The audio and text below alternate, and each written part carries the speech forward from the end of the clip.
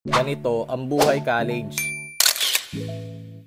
Kung first time mo palang napapanood to, welcome sa'yo. Ginawa ko tong series na to para ma-document ko yung nangyayari sa college ko. Kasi lilipas din to. Kaya tinitreasure ko tong pagiging college ko. Once in a lifetime lang to. Unless babagsak ka sa mga subjects mo. Normal day, bumabiyahe lang ako. Pero ang schedule ko talaga 12 pa. Pero andito na ako sa school. Bakit? Dahil kukuha ko ng e-form ko. First agenda natin dito sa school kunin yung e-form ko. Pero close pa yung registrar kaya pumunta muna ako dito sa palengke para magtingin-tingin ng mga pwedeng mabili. Yung school kasi namin talagang harap lang ng palengke. Kaya anytime pwede ka pumunta. May nakita pa nga akong diverse watch dito. Kala ko original. Minsan kasi pumupunta ako dito baka may mabili ako o kaya matipuan. Pero dahil wala, sakto naman district meet ng high school tsaka LM ngayon. Dito to sa Subic Sports Complex. Ang ganda nga dito ng court. Saan kayo galing? Saan kayo galing? Sa NRS po, Luxury Created School.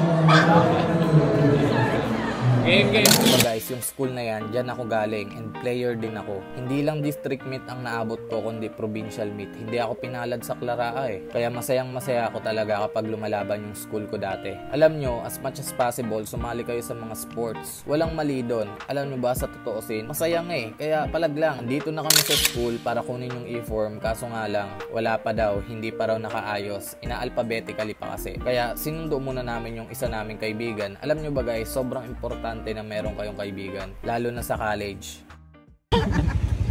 Pasok mo na ngayon. Pasok na tayo.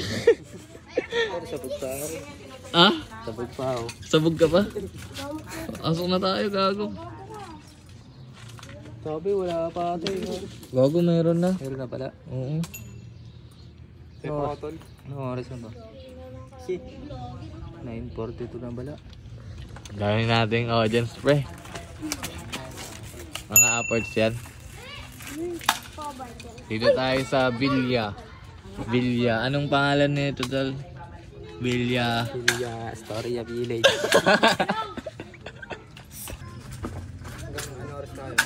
Ganda ng tama talaga. Masag na masag. Oo nga. Kukuha pa tayo e-form Isipin mo, tol, e-form. Antayan yon. Alas 12 pasok natin. Hindi ka makakapasok pag wala kang e-form. Itong mga panahon na to, inaantay na lang namin si JC para mag-asikaso. So yun na nga, mahalaga ang kaibigan. Alam nyo kung bakit? Kasi kayo lang rin ang magtutulungan.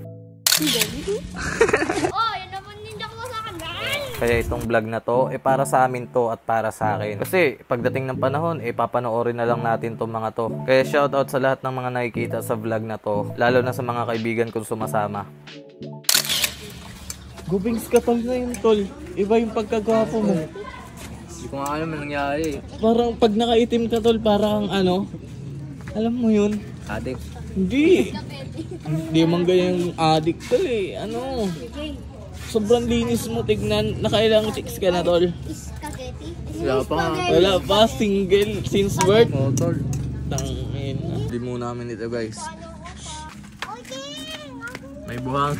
Bumalik ako sa pagkabata dito. Namiss ko yung pagiging ako dati. Minsan nga naiisip ko sana bata na lang ako ulit. Para walang bills na binabayaran, hindi masyadong problemado, at higit sa lahat, puro saya lang. Pero wala, ganun talaga, tumatanda tayo. Kaya i-treasure natin yung mga masasayang nangyayari sa atin.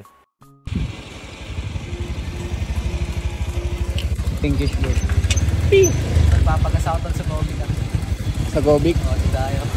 Nakarating na kami ng school para kunin yung e-form namin at ipa-CTC para makapasok na rin sa mga subjects. Pero may isang problema, hindi pa pala ito pwedeng ipa-CTC. Tol, bawal pala dito sa CTC yan, tol. Bawal dito tayo Saan ba yun? Pag nag-dropping, Sige pa, ano? pag nag-dropping sa tayo, mga wala na yun yan Diba? Ay, oo. Huwag naman ulit. Nagpagas pala muna ako para umuwi na. Kasi walang pasok. Anday na daw pasok namin. Yun lang, bye-bye!